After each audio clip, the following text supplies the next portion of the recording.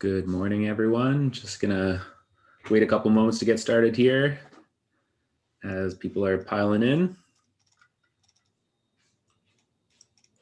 Seeing some familiar names.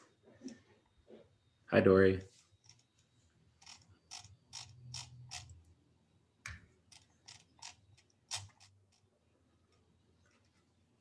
Phil.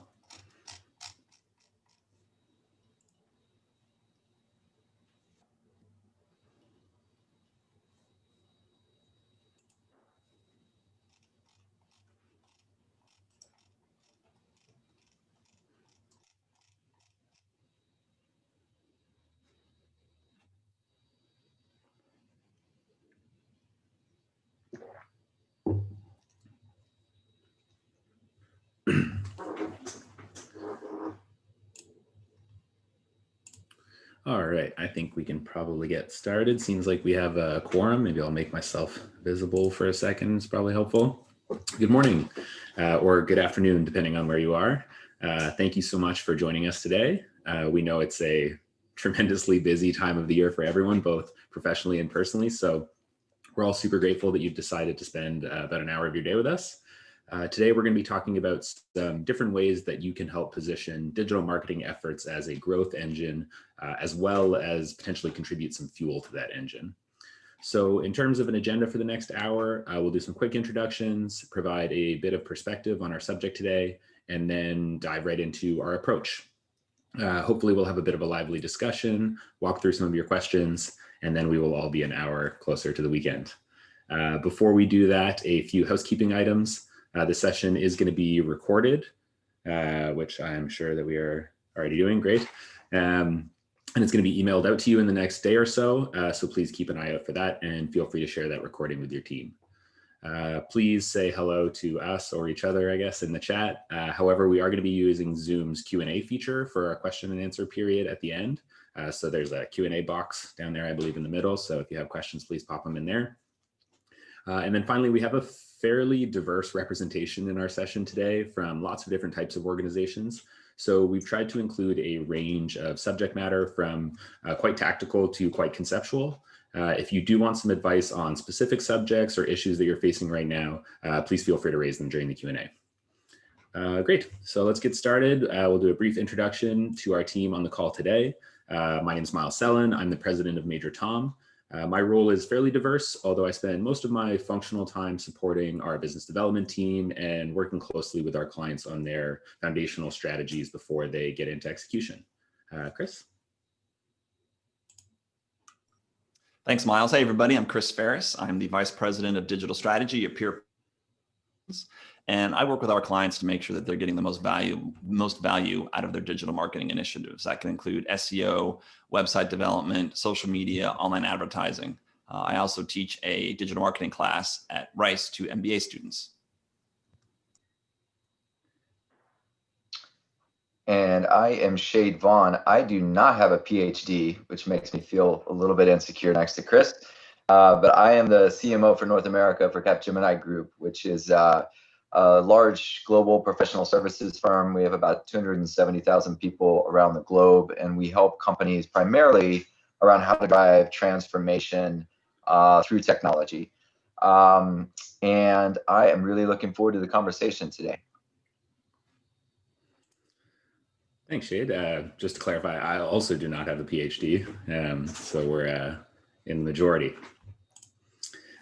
Great. So prior to diving into our approach, we wanted to set a little bit of context and provide some perspective for our conversation today. So we asked you in your registration what your biggest challenge was when it comes to full funnel marketing. While some responses were very specific, we did make a visualization of the general sentiment. I can't hear any of you, unfortunately, but I'm sure you're all laughing. We actually took your answers and put them together in a word cloud because it's not really a presentation if there isn't a word cloud. And not surprisingly, the most common theme was around budget, either budget being cut or needing to be justified or defended in a more thorough way. And the reality is that marketing budgets, both digitally and holistically, tend to be the first victim of short and long-term budget cuts, especially in times of adversity. As marketers, we're pretty intimately aware of the impact that removing or drastically reducing one area of our budget can have on overall performance. But the question becomes, how can we advocate for marketing as a growth engine in our business and thus make it much more difficult as a line item to cut in times where sustaining growth is more important than ever? I'm a really big fan of analogies as tools to increase comprehension. And one I think works quite well here is the idea of ingredients and meals. So when we look at a collection of ingredients independently, it can be hard to conceptualize what they might end up as when used together. In this case, maybe a delightful holiday dinner. And so when the person who approves the shopping list, which usually in our case is a CFO or perhaps the C-suite as a whole, sees marketing as a list of ingredients rather than the meal, it becomes fairly easy to start removing ingredients with the expectation that the results don't change. But when that happens, instead of this, we end up getting this. So it's quite easy to cut ingredients, but it's hard to consciously want to ruin a delicious meal, especially when the outcome of that meal is a great experience for our customers. And really, our job as marketers, amongst a lot of other things, is to be advocates for the holistic nature of our discipline. So with that in mind, what are the tools that we can use to not only get the most out of our respective areas of our marketing funnel, but also demonstrate that, inherent interconnectedness? And traditionally, that approach has centered around a top-down marketing funnel. This is not new to anybody. This has been taught in marketing since marketing has been a discipline, basically. And while it certainly has its merits, it does tend to be quite abstract. You see them in different tactics across different stages of this funnel, but it's hard in some ways to demonstrate their interconnectedness. So more and more, we've seen a lot of value in collaborating with our clients to create more dynamic visual representations of marketing funnels, the tactics and the content pieces within them, and how they influence one another. So we've been spending a lot of time, changing the marketing funnels presentation to look a little bit more like this. And while it is certainly more work to map out your marketing funnels in this way, it can become a huge asset in demonstrating how simply removing a section or drastically reducing the budget for a particular tactic can have cascading and compounding effects in other areas and on overall performance. So this is ultimately quite a simple funnel. I think you can imagine your own marketing initiatives, and once you map out everything, they become incredibly complex. And it can feel a little bit overwhelming at first. So my recommendation is really to start small. Take your evergreen marketing campaigns or your simplest, most straightforward customer journey and try to map out every tactic and touch point. You might even uncover some gaps that will allow you to improve performance right away. So we're now going to spend a little bit of time zooming in on a few specific areas and provide some more information on how you can either get more efficiency out of a specific area or further demonstrate how various tactics work together to provide a great customer experience. And with that, I will hand the mic over to Chris Ferris, PhD. Thanks, Miles. PhDs are significantly overrated. It was a lot of work, and it doesn't really. I don't get to practice medicine or anything like that. But I appreciate the kind words from you and Shade. So one of the key ways that we work with clients to help grow their businesses is through organic social media. And one of the key parts about organic social media, next slide, please, Miles, thanks. One of the key parts about social media is that you can target your audience. There's an old joke that marketers and advertisers used to say, I know half my advertising budget works, I just don't know which half. And with organic social media, and as well as with paid, which Miles is going to talk about a little bit later, you can really target who you want to see your ads very specifically. So part of that process is identifying who you're trying to reach with your social media. And a lot of times we go to clients and we say, well, who do you want to reach online? And they say, well, we don't know, we want to reach everybody. Well, no, you really don't. And so one of the things that's important to do as a marketer is to make sure that you have a very clear idea of who your audience is online, whether it's a potential customer. Actually, let's go to the next slide. A potential customer, current customers, advocates, whatever. So you need to have a very clear idea of who you're trying to reach. And then once you figure out who you're trying to reach on organic social media, then you pick the platforms. Now, if it's a B2B, if you're a B2B business, you're probably going to want to start with LinkedIn. Not 100% guaranteed, but you should at least consider LinkedIn first. LinkedIn is the most effective way to communicate in a B2B method on social media, again, with potential or future or current clients. Then you should probably consider Facebook. Facebook is the big kahuna in social media. It doesn't always apply to B2B businesses, but plenty of businesses use Facebook to try to communicate their messaging or their branding or or make sales on Facebook. So that's another option. And then you should also consider as well. There's a case to be made that if you want to communicate to the news media or reporters, Twitter is really the place to be. So again, there's not a one size fits all solution for businesses. And if you want to be successful and be able to prove the results of your efforts, you need to be smart about your audience and figure out how to reach that audience and which social media channel you choose. And then you need to decide, well, what are the goals I'm going to measure, right? A lot of times we talk to clients and I say, well, what's your goal for social media? And they say, well, we just want to be there. And that's not a good enough answer. That's necessary, but not sufficient. So you need to figure out your goals. So your goals could be getting leads to your website for new customers. You could be the people buying something from your website. You know, you talk about your product on social media and they go to your website to buy. It could be customer loyalty. It's surprisingly easy, or it's surprising to me how often people feel very connected to brands via social media. You can also establish trust on social media, right? If you're talking about yourself in a way that's authoritative and important and meaningful, you can establish trust for yourself. And then the last one is you can establish you and your team as thought leaders. This is something that we do at Pierpont a lot of. That's one of the reasons we do webinars like this, is we use social media to establish ourselves as thought leaders in the industry. And that reinforces a lot of the other goals. But again, it's important to figure out what are the goals that you're trying to achieve via social media other than just being there. And then when you talk about yourself on social media, you want to be careful about how you talk about yourself. Now, if you just talk about your business all the time and you say, well, I'm kind of a big deal like Ron Burgundy, that's okay. But how you may be perceived is like this.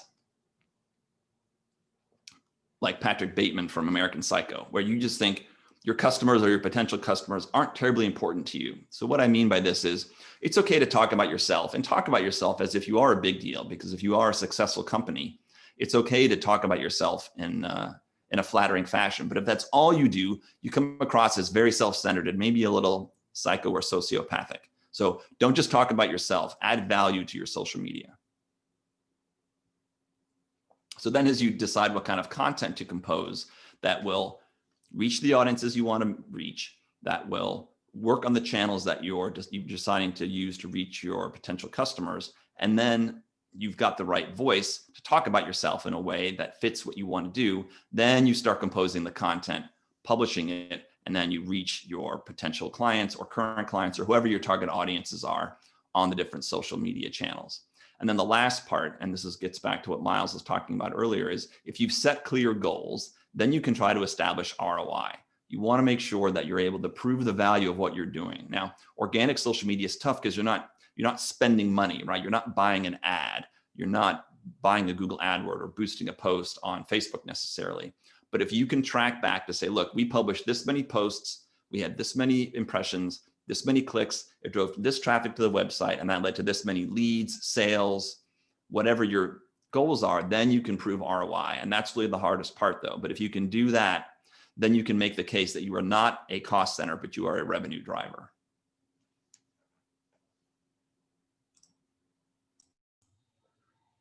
Thanks, Chris. I think there's some great insights there, and is going to tie in really well to what I'm going to be talking about in terms of paid social.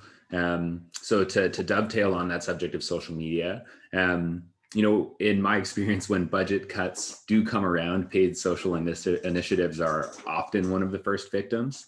And I think when you view them in a traditional marketing funnel, it's kind of easy to understand why. Oftentimes paid social initiatives across channels like Facebook or Instagram or even LinkedIn are very focused on prospecting. So they are about getting people into the top of the funnel and creating that brand awareness. As such, they seem like they are providing, you know, lower CPA and overall lower ROI than some lower funnel initiatives like Google search.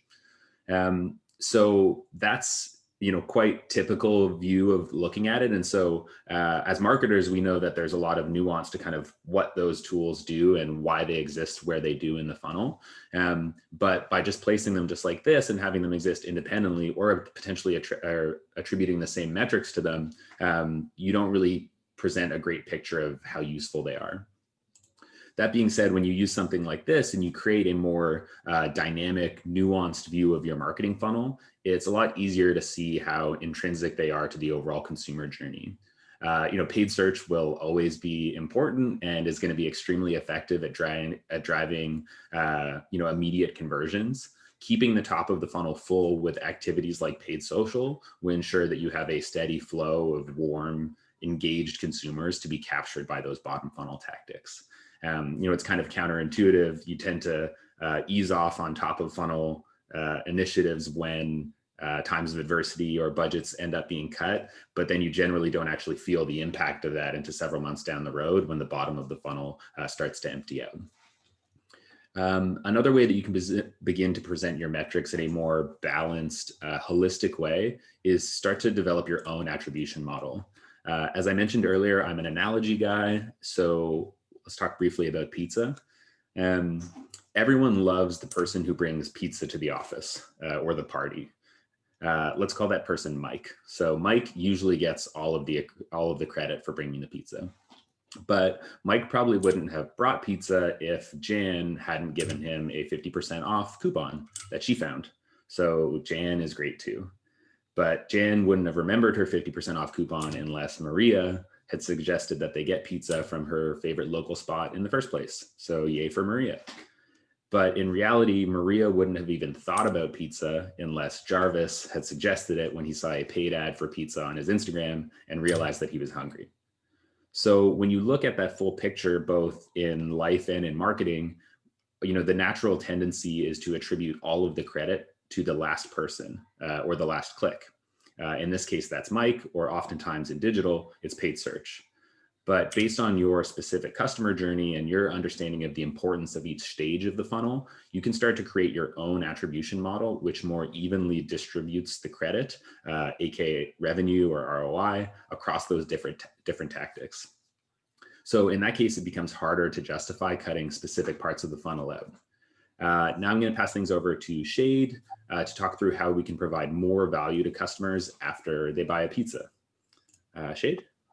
Yeah, and I think, as Miles and Chris and I were talking about this, the interesting thing is a lot of the same tools and technology that you use throughout the funnel to push your targets through the funnel are just as important when you think about loyalty and retention and building brand ambassadors that you have. So like most of you, I assume, in response to the pandemic, you made a lot of quick pivots and investments to accelerate your digital transformation. At Capgemini, we made a lot of investments in buyer intent technology that shows us where our targets are, what their online behavior indicates, what type of websites they're going to, what sort of searches that they're doing online, and layered that on top of propensity to buy tools, so we know what technology they're more likely to buy into the future. And that's driven a lot of our campaigns that set up the top of the funnel, as Miles said. But one of the I guess surprises we found in onboarding that technology was how valuable that became in helping ongoing client retention and loyalty. And the reason is because suddenly we have a very clear idea of what our existing clients are doing online. So we know very quickly if suddenly they're going to our competitors' websites, indicating that maybe they're looking elsewhere for a services provider.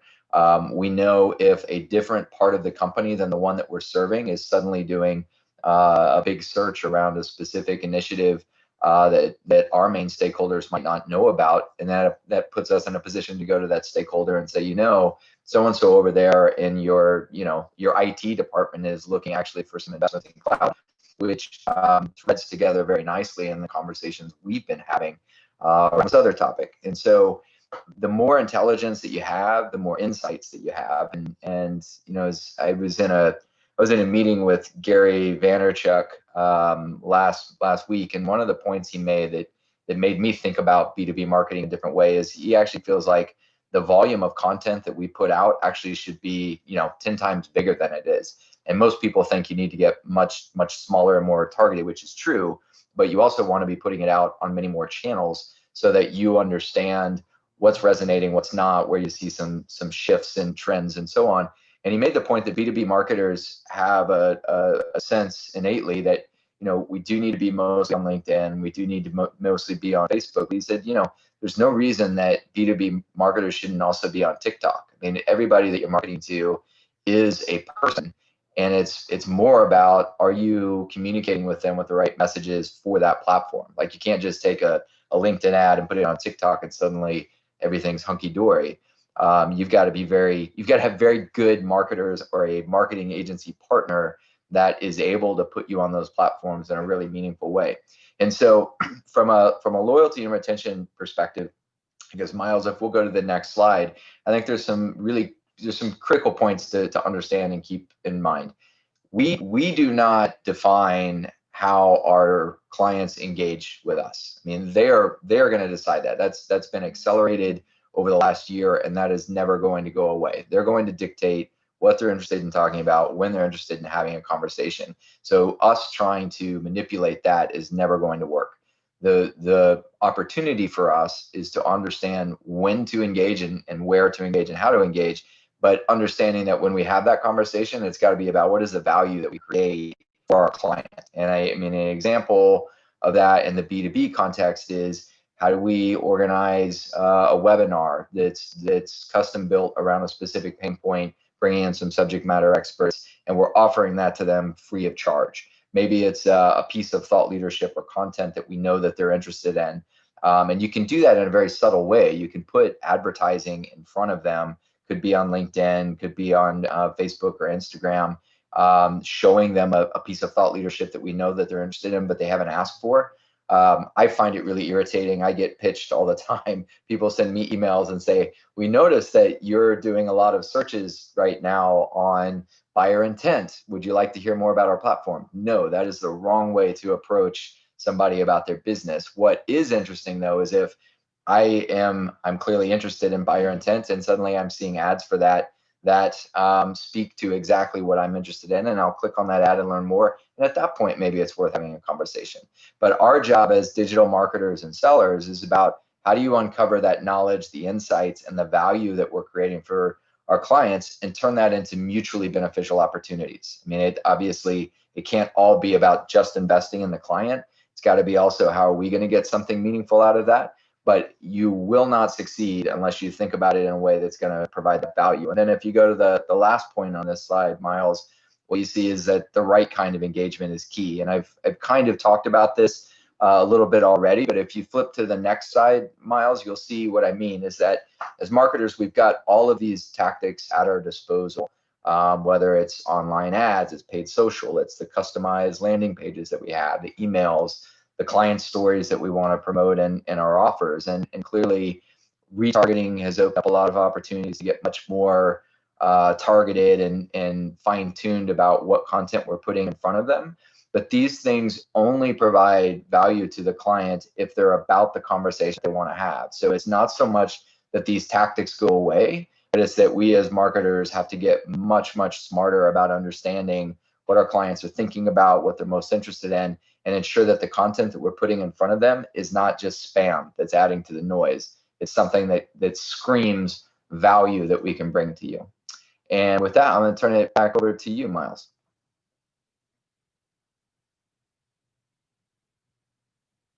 There we go. Thanks, Shade. One thing that just kind of occurred to me while you were talking through that, and I think would be an interesting discussion to kind of start us off with the more sort of discussion-oriented aspect of this conversation is, you mentioned kind of uncovering the right kind of engagement, the right kind of value for consumers. Obviously, there's lots of different ways to do that. And, in my experience, a lot of that has been based off what kind of tools and technology do you have at your disposal. And I think, between the three of us, we all work with a lot of different sizes of organizations with different levels of digital sophistication. So I thought maybe we could chime in on kind of how some of our clients are actively doing that and how we're supporting them, to give a bit perspective on, like, how do we uncover that right customer engagement. Maybe start with you, Shade, as it was kind of your focus? Yeah, I mean, I think our clients are all in a similar boat to the ones that we're in. I mean, we're all looking at how can we accelerate our shift toward these digital tactics, and in a lot of cases, there's a dearth of talent in these areas. I mean, a lot of it is still needs to learn and train. It's not like universities, although they're getting better, are developing these skill sets. And so I think everybody's struggling with, where do I find the right talent? What are the best tools? And I think the maturity of the MarTech stack has progressed so much over the last couple of years that we're in a very different world today, and inevitably a year from now we'll be in a very different world. So I think having the right kind of partners that can advise us and advise our clients on what to invest in is really key.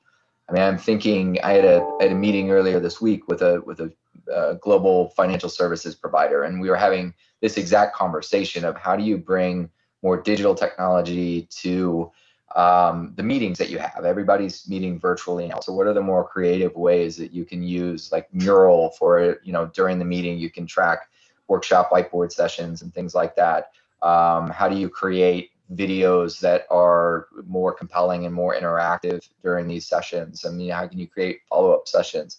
The beauty is that we're in an environment now where you can bring in people from all over the world. It doesn't matter of their time zone or where they're located, and you can bring great thought leadership together and have these meetings on a much more frequent basis and have a more meaningful conversation because you don't have to fly everybody around the world. So I think that's great. But I think the headline that I would end on is that we're all in this together. I mean, I don't know that anybody has it all figured out, and I don't know of any client that has ever reacted to me and said, yeah, I already understand that. I get that. Because I mean, none of us do. None of us can fully get all aspects of it. It's how do we find the right talent? And from my perspective, I think what I've looked for the most over the last year is we've hired a lot of those that understand marketing technology and more importantly, how can they help us onboard, a massive organization onto these platforms.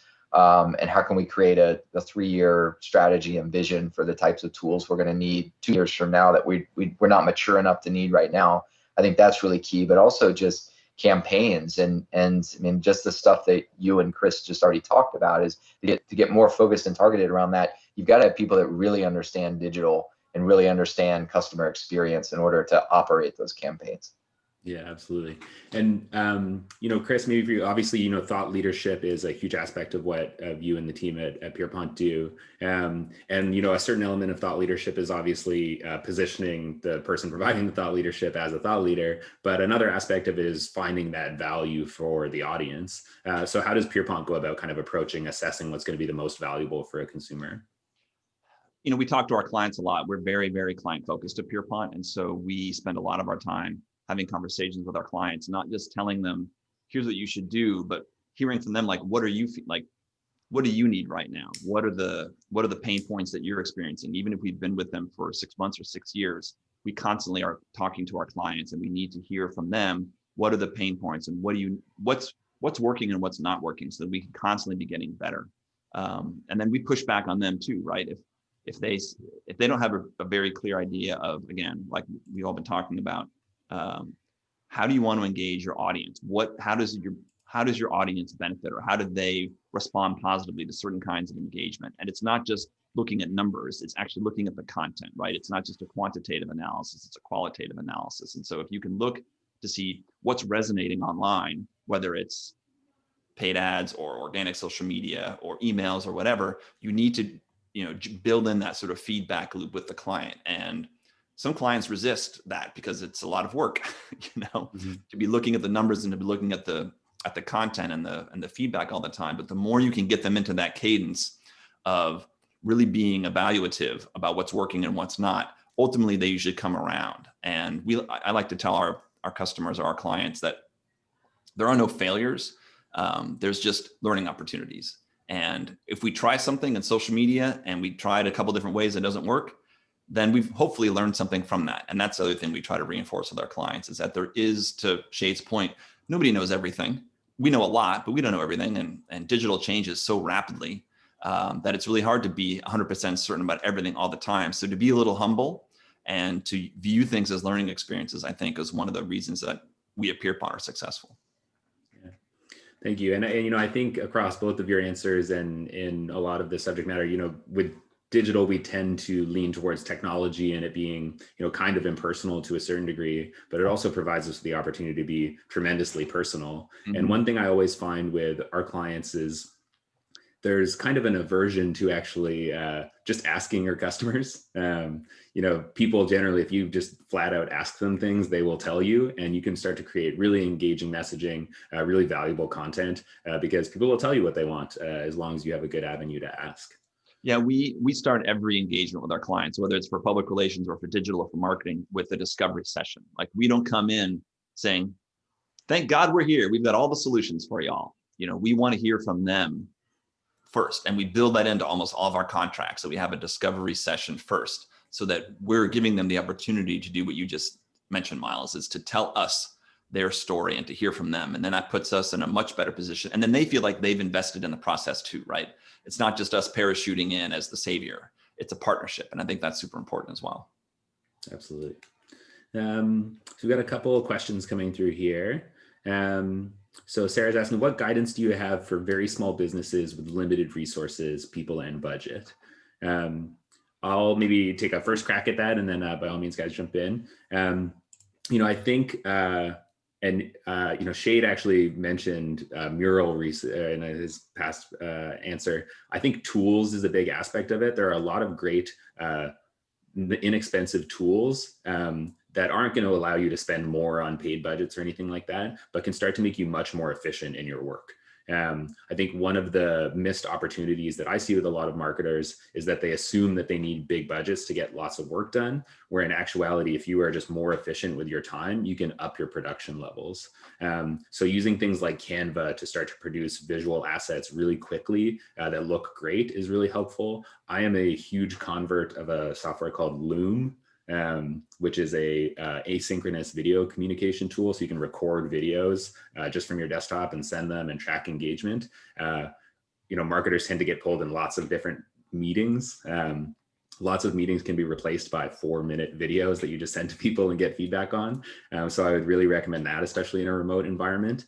And then I think another aspect is really once you start to get into lots of different tactics, pull yourself back, see which ones are providing the most value and being the most effective, and try to double down on those because it's quite easy to spread yourself thin when you have limited resources. I would say, I would add to that, Miles, and then I'll hand it back over to you, Shade. It's just fail fast. Don't be afraid to try stuff, because most of it is not super expensive, whether it's a social media paid campaign or Google ads or adding a chat bot to your website. There's lots of different things. Most of them don't cost a lot of money. So again, be smart about it, and then try what you think will work, measure it. And if it works, great, keep going. If it doesn't, don't beat yourself up. Just say, okay, that didn't work. Let's move on to the next thing. So I like the idea of failing fast. Yeah, I completely agree with both of those points. I think one cheap, or I should say cost-effective way, one tool that we use is Influ2, which if you're not familiar with it, you can put in specific, you can target specific individuals at, let's say, some companies that you want to work with, whatever your buying center is, and they will start seeing ads that you create and develop. I mean, clearly in B2B world, thought leadership is probably the primary vehicle that we use in order to create advertisements, but it's something like $2 per month per contact. I mean, it's really cost effective for you to be able to get in front of the specific people that you want to be in front of. So that's another tool that I'd recommend. But also just, I mean, like thought leadership and let's say media pitching that you do, I mean, it comes from your experts. So like just mining the thought leadership that you have, you'd be surprised how much is within your own company. I mean, I publish a lot on market related topics, but it's easier than you think to get a byliner placed. I mean, clearly it would help to have a good partner like Pierpont to do it on a consistent basis. But as long as you've got good thought leadership, there's going to be outlets for it, and there's going to be an appetite for it. And so I'd focus on that. But also, just to reinforce, there are a lot of tools that you can use in order for you to generate some pipeline just based on your own content. Yeah, 100% agree with that. And I think one of the challenges I hear a lot from marketers around thought leadership and content production is, I can't get my CEO or chief product officer to sit down and write content. And I think the reality is you probably won't get them to do that. And there are lots of kind of sneaky ways, even by just providing like very quick questionnaires and sort of extracting some of those, nuggets from them and then passing them off to a copywriter can be a lot more effective than expecting a CEO to write you 1,000-word blog post. So we've got another question. Say, Miles, by all means. Small business is if you want to start a paid campaign of any sort, whether it's Google ads or social media ads, start small. Select a very specific geographic area or a particular industry or a limited time frame and start small and see what works. Again, I feel like we're saying the same thing, but it applies to small businesses.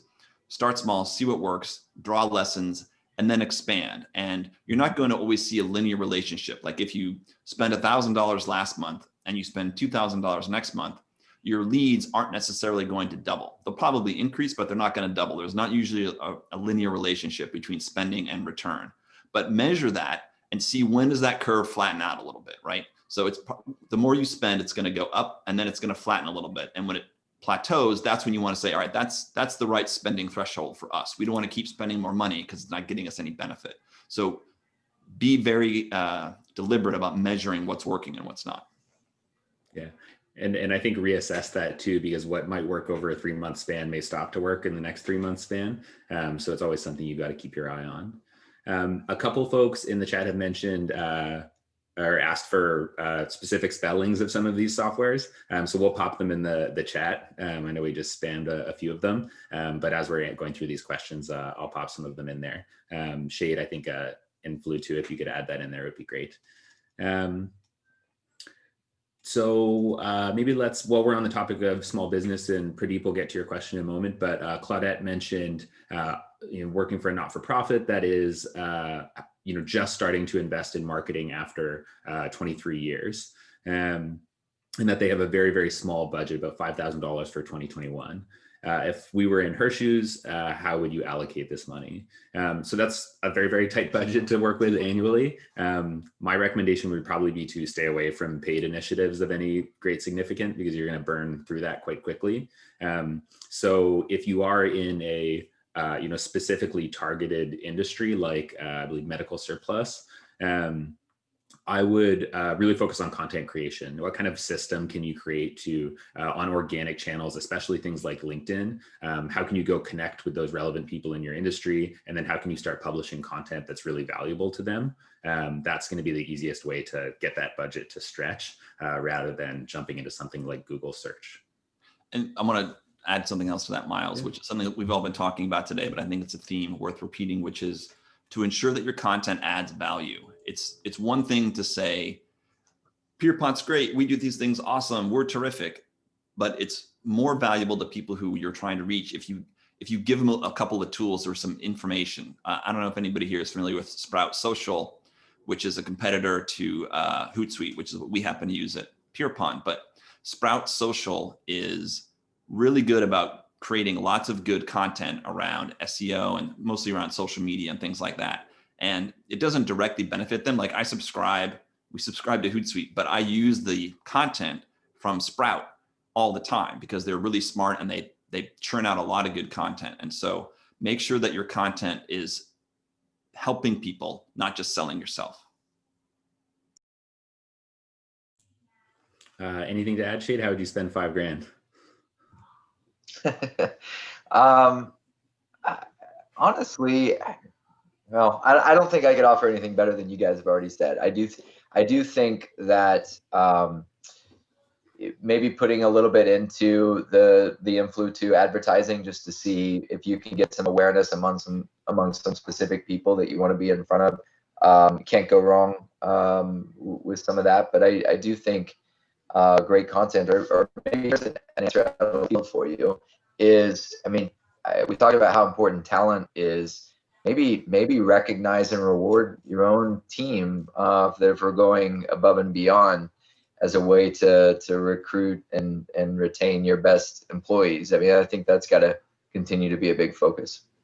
The other way to think about the $5,000 is, well, what is a new customer worth? If a new customer is worth $20,000, then maybe you go all in and try to get one new customer, and then you've got more money to use to get more customers. But if a new customer is only worth $6,000, then you've got to be a lot more careful with how you spend the money. So it really depends on what the value of a new customer is, and that will help determine how much you're comfortable spending to try to get that new customer.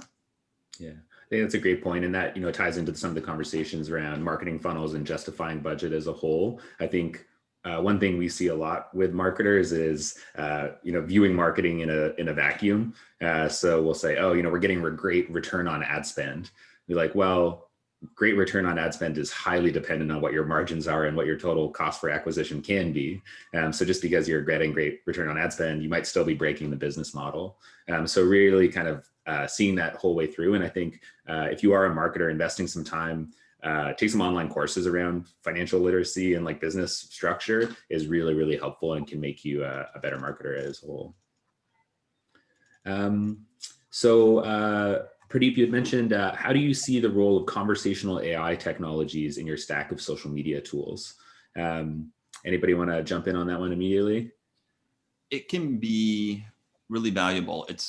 I don't see it on social media as much as on the website itself, where you can set up these little chatbots and they can engage customers in a pretty friendly way. They don't quite pass the Turing test, right? People still know that they're talking to a bot, but you can get enough information out of people to then funnel them to the right person within the organization. So you're not relying on a human to do the sort of the scut work at the front end. When if you can get an AI chatbot to do that for you, that'll save your team time.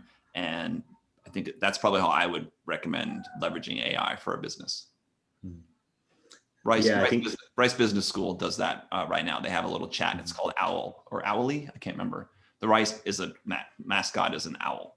So they've got a little chat guy and that looks like an owl that pops up on the Rice site that they try to encourage. And they ask the prospective students a couple of key questions, and then they funnel it to the right person within Rice for follow-up. It makes me nostalgic for the days of the Microsoft Word paperclip. Right. I think the other aspect of conversational AI, obviously it works great at scale. So, if you're in a high volume customer service industry, then there can be value there. That being said, it's getting better all the time, but it's still not to the point where in a lot of industries and situations, it can provide the same level of customer service that your customers would maybe be used to.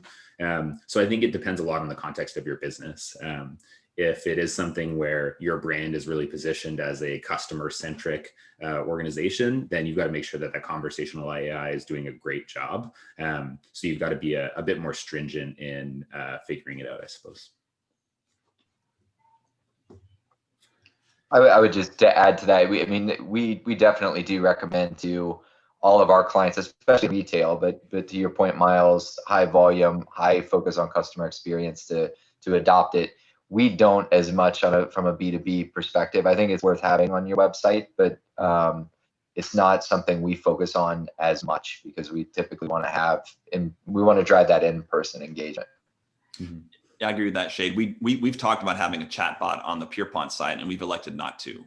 We just think, to your point, it's better to have in our case, because we're not a high volume business, we want to have that personal connection with people all the time. Mm-hmm. Yeah, I've actually seen some really interesting studies on specifically in the financial services industry of, chatbots there have varying degrees of usefulness because once you start getting into, sensitive data, it can be a little challenging. But the amalgamated data, those huge data sets, you can start to peel apart and really see what people are looking for. So when, Shade was talking about creating things that are of value and that customer engagement, that aggregate data set can be really useful to figure out what people are thinking about at scale. So I think we've got time for a couple more questions here. So when it comes to pitching media, what's the best way to reach out? I've tried direct email and Harrow with limited success. New in my city and trying to build my local brand as a thought leader. I'll kick that one to you, Chris. Hire Pierpont. No. That's the right answer. Yeah, no, it's hard. I mean, the number of reporters and the number of news outlets in cities has been eroding for 20 years. Since the newspapers started giving away their content free 20 years ago, they haven't been able to put the toothpaste back in the tube. And so a lot of media companies have fewer and fewer reporters on staff. And so it's harder and harder to get their attention.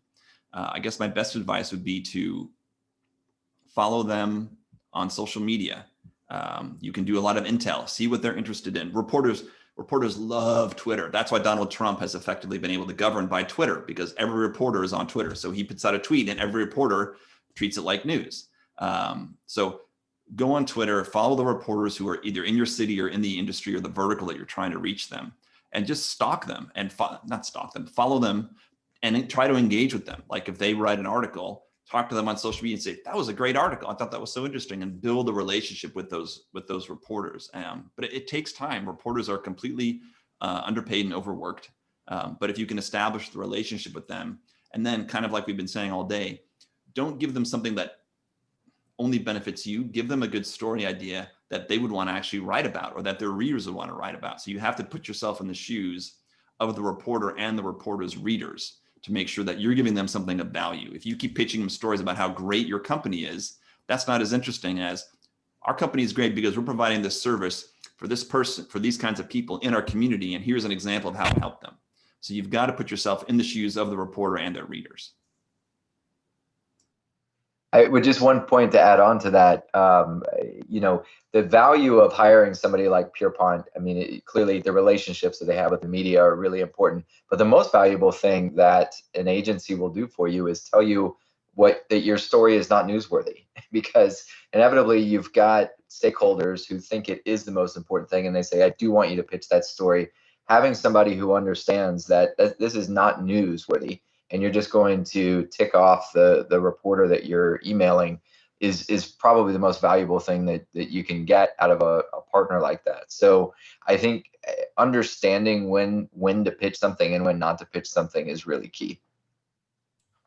Yeah, I couldn't agree more with that. And I think, what I would add is humans are inherently narcissistic to a certain degree, and I think people love to feel important.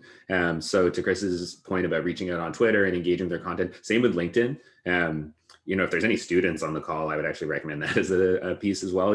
Cold reaching out to someone on LinkedIn for a coffee chat or something like that is not very successful. But if someone has been engaging, personally, if someone's been engaging with my content for 6 weeks and then reaches out, I'm a lot more likely to respond to that person, because I feel like I've developed a bit of a relationship with them. So like in all marketing, I guess, kind of make sure that you're warming things up before you're actually trying to convert a lead. Yeah. Or if you're attending a webinar like this and you really think one of the speakers was terrific, reach out to them on LinkedIn afterwards and say, hey, and don't just send the link or don't send with a generic message. Say, hey, Miles, I watched your webinar on Thursday. I thought it was really awesome. I'd like to connect with you on LinkedIn. So be very specific, because I get a lot of LinkedIn requests. And if I don't know the person, or if I don't know how they know me, I decline them. But if they say, I attended your webinar, or I listened to the podcast you were on, then I'm like, oh, they actually have invested a little time in getting to know me. So to Miles' point, we're all a little narcissistic, even me. And so put a little effort into getting to know the person first before reaching out. Great. Okay, we did commit to ending 10 minutes to the hour, because I want to give people time to hopefully get up and get a coffee or a glass of water before their next meeting. On behalf of all of us, thank you so much for spending this time with us. We hope you found it valuable. We'll be sending across a recording of this once it's compiled. But if you do have any other questions, by all means, reach out to us on LinkedIn, through our social media. And we hope you all have a wonderful weekend. Thanks for hosting, Miles. Great job. Thanks for joining, Shade. Guys. Take care, everyone.